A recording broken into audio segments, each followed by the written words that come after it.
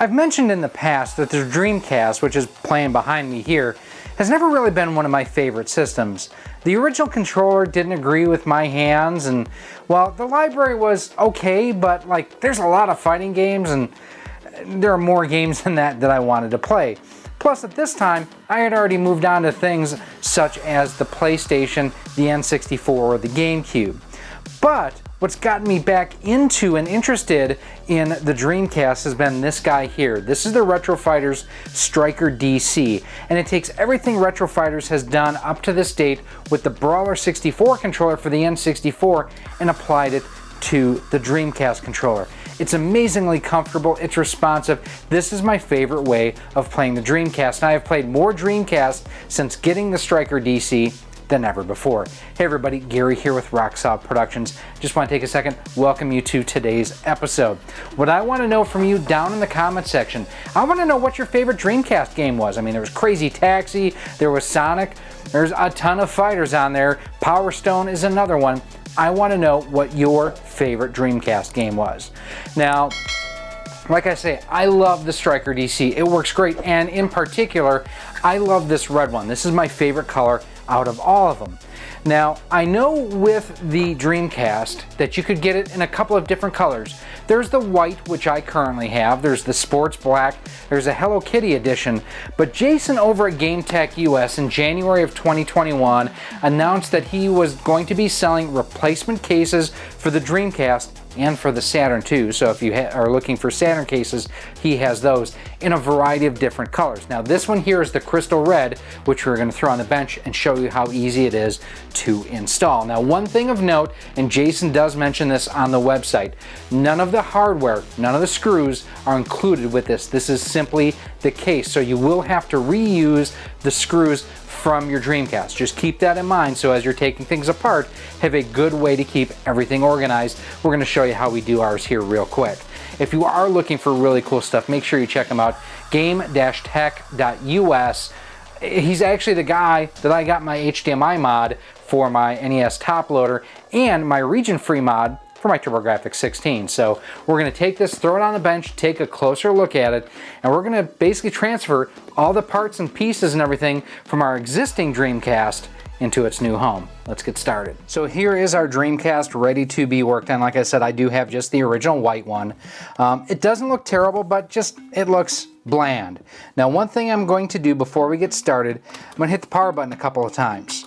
What that does is it discharges any capacitors and whatnot that's in here to make sure that I don't have any live or powered circuits as we're working on things. Now, before we get started with this, let's take a look at what we will be doing here.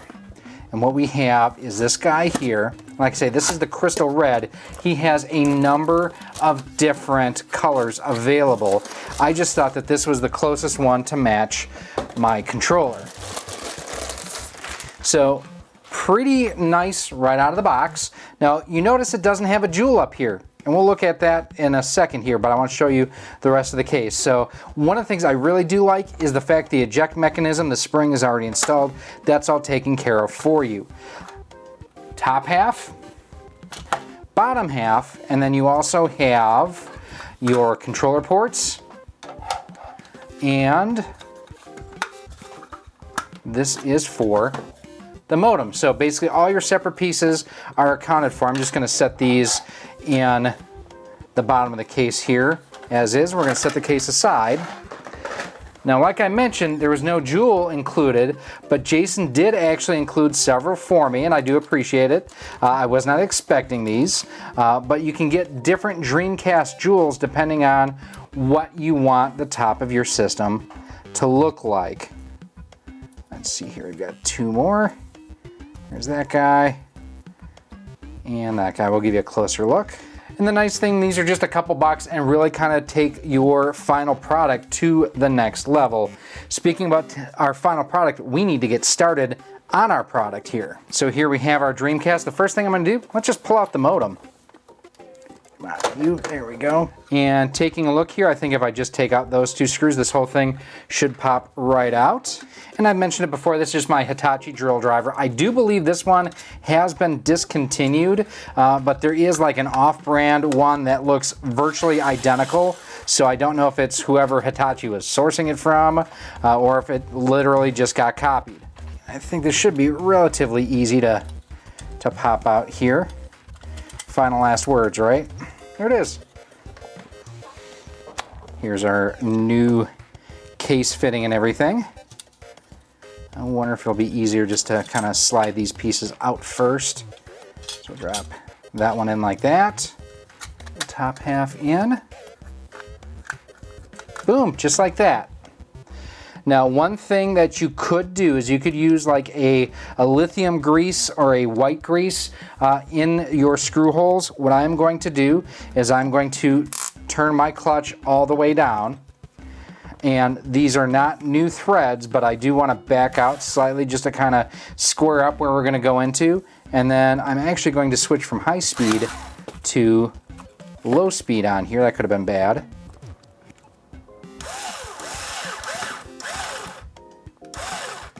And the reason why it stopped so early, we are cutting new threads because this is virgin plastic or virgin molded composite, whatever you want to call it.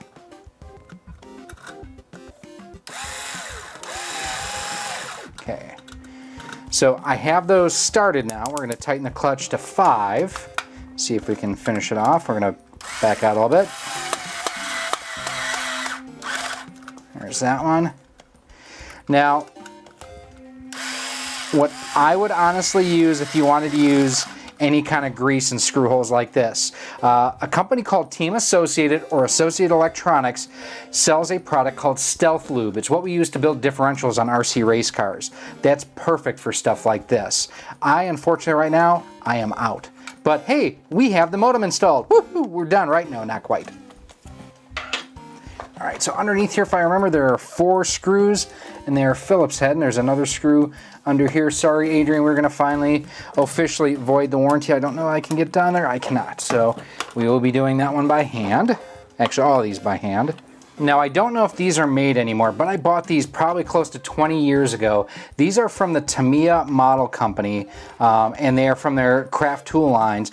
Tamiya is one of the manufacturers of some of the finest radio-controlled products, models, and accessories in the world.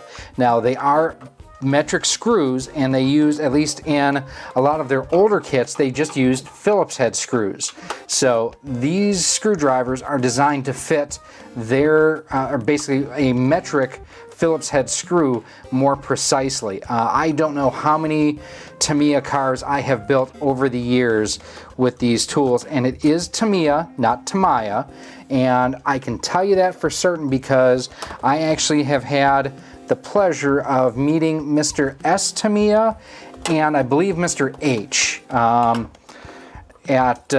We had, basically when I was racing RC cars on the regular, doing a lot of on-road stuff, I competed in the Tamiya Championship Series. It basically was a spec RC car series that Tamiya put on, and every year the North American finals were held at their facility in Aliso Viejo, California.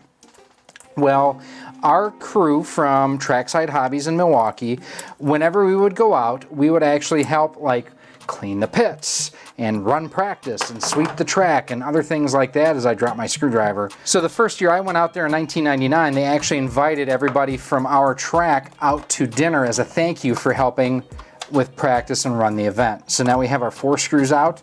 The top lifts right off like that. I think all of this is already in the top of the case, so I don't have to transfer anything from the top of the case to our new bottom of the case.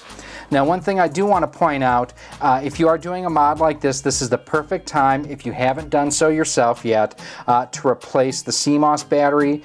It's just one of those things that they're going to go bad. You're going to need to replace it. You're in here anyways, you might as well do it. So we are going to start looking here.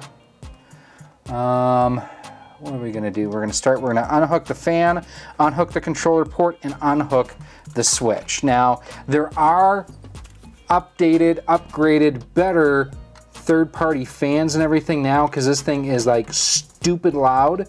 Yeah, that screwdriver is not going to fit in there, so we will again do that one by hand. I did not opt to do that at this point in time. I may do that later, and the reason why I didn't is I honestly just don't play my Dreamcast enough to justify the cost. If through this and a couple other mods that I am working on, if I decide that I am going to play the Dreamcast more, then I will go ahead and make that swap. But for right now, I'm not using it enough to justify that extra expense. Easy for me to say, especially when I am going to be doing some additional things here. Now we are going to remove the controller port on the front because I am removing versus screwing in. I can actually go at a higher speed here. Now one thing you may want to do, and I'm not overly concerned about it, is I know some people will want to use like an anti-static wrist strap while doing this stuff. I'm honestly not worried about it. I'm just not. If I can't just pull this out. There we go. Yep, I'll pull that out. Oh, that's right. I think this is actually, yeah, it's retained down below. That's what it was. So set that aside. All right, next up, our power switch. Free that up. And now it looks like we have a screw 1, 2, 3, 4, 5, 6, 7, 8, at least to pull out. Now this here, this is the power supply, and Jason actually does sell, I think it's called the Dream PSU, that basically replaces the internal power supply unit. And mine is working just fine, so I'm not worried about it. And I actually prefer the fact that this uses a 2-prong, basically outlet style for the power supply versus using a barrel type connector. We got those two out. I wonder if that all comes out as one unit. I have to admit, I have never pulled this all out before, so more of a follow along versus a tutorial.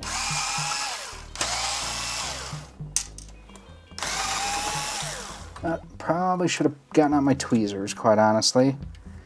All right, so the CD drive and everything is now free.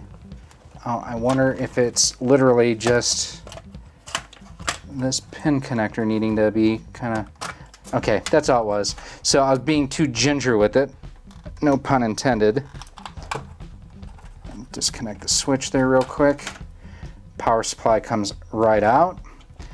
Keep in mind there is like an insulation piece that goes underneath it to make sure it doesn't short out against that. There's our switch. Let's see, our drive is loose and looks like 1, 2, 3, 4, 5, 6, 7 screws yet. This is actually a pretty easy swap so far, and I know I totally just jinxed it. I realized it as soon as I said it. Boy, that was dumb of me. Why are you so dumb? Now, one thing we are going to do in a separate video is I actually have one of the Terra Onion modes that we will be replacing our optical drive with. So I am not doing that here because I'm saving that for a separate video. Or maybe not. Maybe I'm lucky now. Okay, I see what the issue is. It's these screws in the back that are still in the bosses that are kind of fighting me, because I have to pull the system forward to be able to get it out. Basically to get these ports out of the case.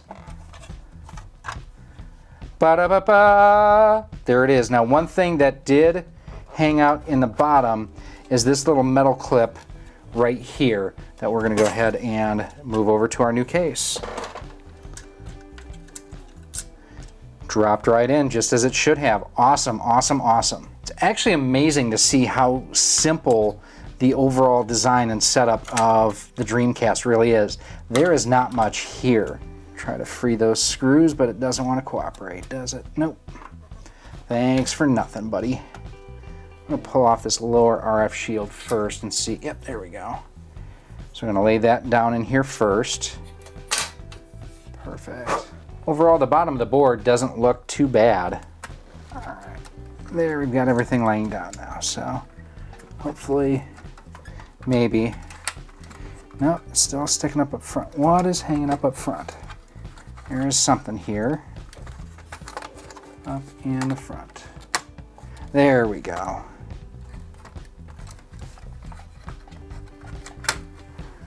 Perfect. There you can see how everything's now sitting flat as it should. It was a little bit more challenging than I thought it would be.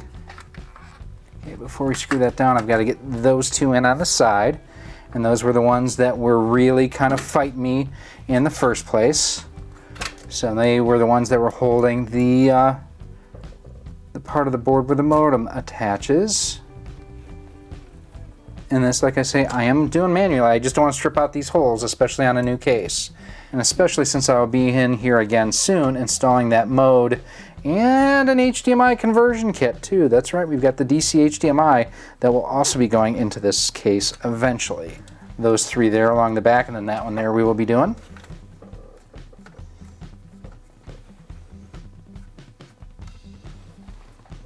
Okay, now what I'm going to do, before I get those other ones in on the side, I am going to reconnect the CD drive here because I'm tired of it flopping around. It's just irritating the daylights out of me. All right, cool, so that one's in, and there's one more towards the front. Try to be as careful as you can as you go around here. You don't want to touch the lens a whole lot, and if you do, a lint-free cloth would be a great way to clean that off if something does happen to come in contact with it. The nice thing, this is all Phillips head screws. You're not having to use any game bits or anything like that, so that's definitely one of the nicest things so far with this mod has been you're using traditional screws. You're not using anything weird or out of whack. Now, the one thing you want to make sure you don't forget to do, like I just did, is install the controller port fascia on here. I've loosened up a couple screws. I don't know if this is going to be enough or not. We'll see here in a second. I feel so stupid that I forgot all about that stupid thing. It is kind of a pain in the butt. It is a royal pain in the butt if you forget it. There we go. Hey, everything's back where it should be. Terrific. I feel dumb that I forgot that. Tighten these guys back down. All right, so we've got everything tightened back down. Now let's go ahead and we're going to lay the power switch in here. We are going to lay down the plastic protector. It's basically just an insulator. Bring that in right like that. Now, when you go and install the pins into where they go in through the power supply, just try to make sure you're going as straight up and down as possible. You may want to go ahead and connect the power plug before you go ahead and get everything lined up. It may make things a little bit easier. You can also use the holes here and here as a guide, along with the guide in the back that kind of lines up the where the power cord will eventually plug in. There we go. To reach underneath and make sure that's flat. And then the other thing, there are grooves on either side of the power port here that you want to make sure that you are getting lined up into the case. So that's the biggest thing here now. There we go, and it drops right in to place now. Awesome, now that's all in place and everything. There's a tab here that kind of helps hold it. There's, again, that screw hole there and there that we can go ahead and get everything reinserted. We are only a couple minutes away from wrapping this guy up. There's that one, that one. Next up will be reattaching the screws for the power switch.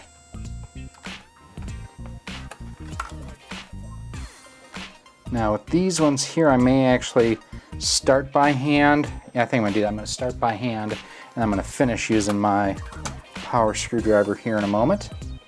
I don't know if I bent it by accident or something, but it feels like I'm pulling on the power cap or the wire or something. All right, power switch hooked up. We're going to attach the controller board again.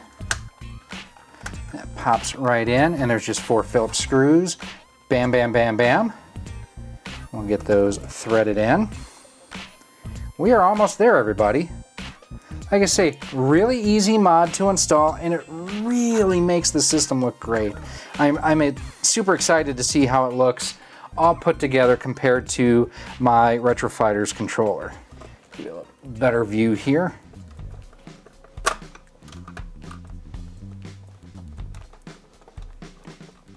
Now this shell kit, not super expensive, but not super cheap. The crystal red version that I have here was about $70. He does have different colors and different prices depending on what you're looking for. Some of the game-centric ones that he has, pretty dang cool.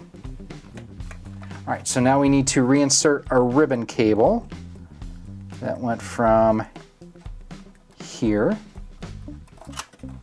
to here. This is one of those where having my tweezers definitely makes that a little bit easier to get in there, at least to get it aligned initially. There we go. 3 little screws and 1 little plug to reinstall, so I've got to throw this one right back in here. Now we've got our fan and everything. I'm going to plug it in before I screw everything down, and that does need the smaller screwdriver. Again, these Tamiya screwdrivers have been like, I've been using them since 1998 or 99, and they've been just so amazing to use on so many different projects. It's one of my, next to my self-closing tweezers, they're probably the best purchase I have ever made as far as tools go. Got that side down. We're going to go ahead and I'm going to clip in my modem. All right, so now let's put the lid on, and I'm hoping, or at least I'm thinking, that having the components inside will actually make that red look even like a deeper color. That looks great. Look at that. All right, so let's flip it upside down. So we've got the case halves together now, and we are just going to drop the screws in, tighten them down. So as I'm tightening this down, I'm actually going to do this crosswise, so I'm going to do this one over here next. Do that one next, and we are only 2 screws away. I'm excited to see the final results here, everything all together. This is one of those times where I wish I had a turntable, you know? And actually, I gotta pop that out because the last screw goes right there. Now with the last screw in, put the modem back in. Look at that. Look how sharp that looks. That looks really, really awesome. And this does have the LED channel to kind of light that properly too. Now, the last thing we need to do is decide what badge are we going to use. What badge? I like this one a lot. The orange I don't think goes well with the red on the case, but if I had a black case or a white case, that would look pretty cool. That looks better than I thought it would. Still not my favorite. Let's go back here now one more. This is our last one to check out. That's not bad, but I think my favorite and the one we're going to go with is this one here. Now, for this has just got sticky back tape on the back.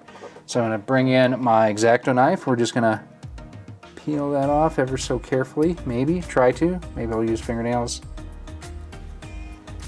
Now, if Tom from Do You Nerd hadn't stolen my X-Acto knife with a sharp point on it, I wouldn't be having these issues.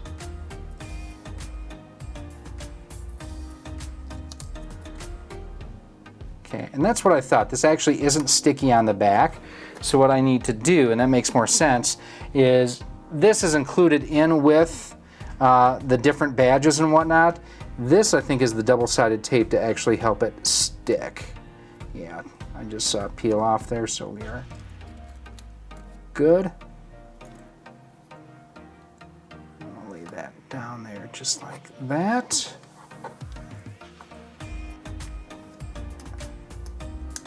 All right, and I can see the tape is on there, so we're going to take our Dreamcast badge,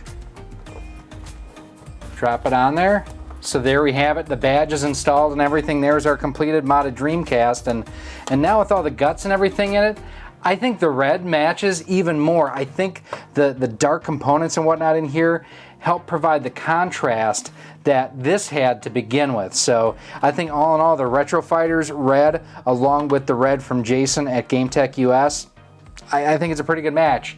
Now let's go ahead and wrap things up. I certainly hope you all enjoyed that. I actually did quite a bit, and the nice thing about that mod is that basically it's a 3-tool mod. 2 Phillips blade screwdrivers and having a tweezers makes it a whole lot easier to do. Now, this is just the first step in the transformation of the system. Make sure that you are subscribed to the channel because we will be installing the Terra Onion mode. This is the optical disc emulator for the Sega Dreamcast. And in addition, we also have, this is going to be cool, this is the HDMI kit that we'll be installing too. So we have a lot of plans for our Dreamcast to really take it to the next level, because I have to admit, I feel like I've missed out, like I may not have given the system a fair shake. Nintendo fanboy, what can I say? Overall, the installation of this is pretty easy to do. You don't need any, special tools or anything along those lines. Like I mentioned, a couple screwdrivers and a tweezers just makes it a whole lot easier. The most difficult part of this entire process, don't forget to put the cover on for the controller ports before you bolt everything down. That's the one thing. As I'm in there, I'm like, oh, this is going smooth. Crud. So, and I do like the fact that my Dreamcast no longer looks like everybody else's. That with this case, it does look and stand out on its own. I absolutely love the way that it looks.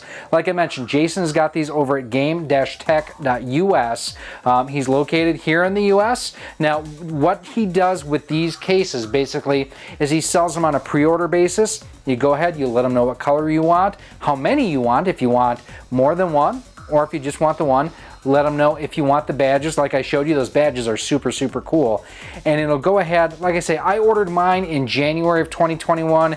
This arrived at the end of April 2021. So it's about a 90-day from order to fulfillment rate. Right now, I know he is working to speed that up. He does also have, like I mentioned, Saturn cases too. He has cases for the PC Engine, for the Super Nintendo. And man, there is a billet aluminum case that he has on there. It's a beautiful work of art. It's expensive as hell, but it looks gorgeous. Now, I did have one minor issue with this whole order, and it was just those badges. They're small, they're easy to forget. When I got my case, it just didn't have a badge in there. Super easy to deal with Jason. Awesome guy, terrific member of the community. I email him like, hey dude, here's my order number. The badge I ordered just wasn't in the case. He's like, oh, check inside the case, which I did. And he's like, all right, I will go ahead and drop it in the mail. Seriously, if you are into mods, I put Jason and Voltar like side by side as far as just they're sharp. They're great members of the community, and they're eager to help others. So again, Jason, thank you for helping me out. Really, just with this order, this is a really cool thing. I'm glad I'm rambling because it's such a cool thing. I really do like this. Now, if you've got any other comments or questions, as always, you can feel free to email me at rocksolidmail@gmail.com. You can send me a message on Twitter at RockSolidStudios. We are on Facebook at facebook.com/RockSolidProductions and Instagram at instagram.com/RockSolidProductionsGK. Now, I do have this hooked up right now going through my VGA cables going into my OSSC, but it will be going into that HDMI port like I mentioned to you here too. Now, I did get the Terra Onion mode and the HDMI kit from the guys over at Stone Age Gamer. Make sure you check them out. You can also go ahead and check out CastleManiaGames.com. He carries them as well. He also carries the StrikerDC controllers, as I have another controller behind me that falls over. The cool thing too, over at CastleManiaGames.com, use promo code ROCKSOLID10 to save 10% off of most items on the website. And something he just introduced the day that I am filming this, payment options. For more expensive items, I think the price threshold is $49.99 and up. Double check the website on that, I could be wrong. But you can actually do 4 convenient payments. So, like say you want to do the mode or the HDMI install, or what I'm probably going to do here is I'm going to probably pick up one of those G-Scomps so I can go ahead and have 8 composite inputs, 8 component video inputs going into my RetroTink 5X. So lots of very cool things going on at the castle there too. And don't forget, everything that you do buy through there, you earn rewards points called Castle Cash. Now, if you are looking for our review on the StrikerDC and other videos, those are coming up right now. Thank you for watching this video. If you would like to support the future of Rock Solid Productions, you can do so by visiting our Patreon page at patreon.com/rocksolid. For as little as $1 a month, $12 a year, you'll get early access to all of our video content, exclusive content, and a whole lot more. You can also become a channel member here on YouTube for as little as $1.99 a month, and with that, you get a badge next to your name when you comment or post on the channel, and you are acknowledged whether you are a channel member or a Patreon supporter at the end of each and every one of our videos. You can also support the channel by visiting our Teespring store on screen now, where we have t-shirts, sweatshirts, hoodies, masks, cell phone cases, and much more. Again, thank you for watching, and I hope to see you soon.